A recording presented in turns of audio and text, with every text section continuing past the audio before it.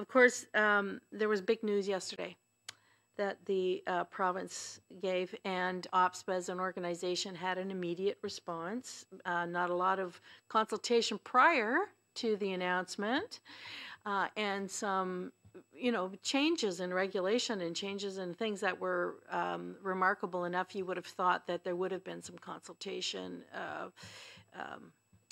with all the trustee associations, and there just wasn't.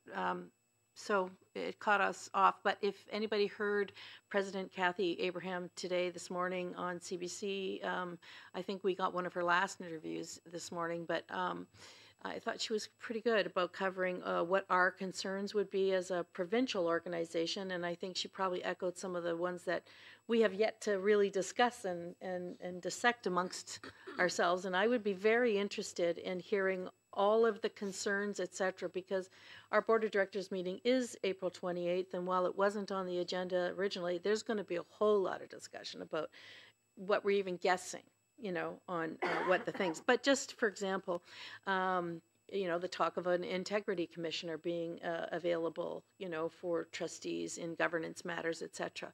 That was welcome, but with integrity commissioners, you want to make sure that you're choosing the integrity commissioner, not one that necessarily that is prescribed by a government.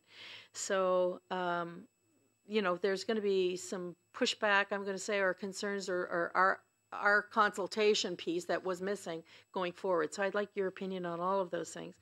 There was a large change in the announcement without full details about the surplus school properties and conveyance of those within the preferred entity list and procedure. That's a regulation. So they've already tabled something, but they can change regulation without without consultation in a way, and without any act. So we'll see where that goes. There was an announcement of some sort of standardized training and support for directors of education and for trustees. That was actually received with mixed, what's the thing, responses. We have standardized kind of training in our ops modules, etc., and professional development is offered, but it sounded like maybe there were more hoops to jump through.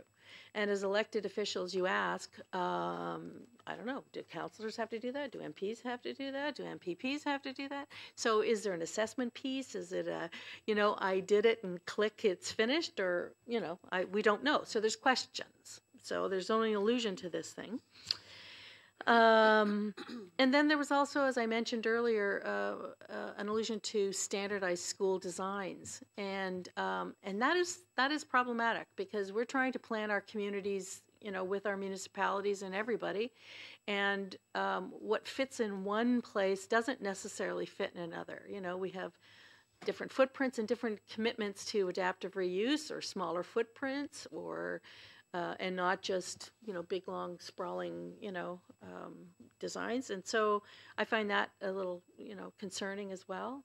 Again, I guess my report is to you, my colleagues, and asking you, when we get the details, if we get the details, I hope there will be more at the Board of Directors, but if you have any concerns, give me the question so that I can broach the concerns and see if they're, have any answers.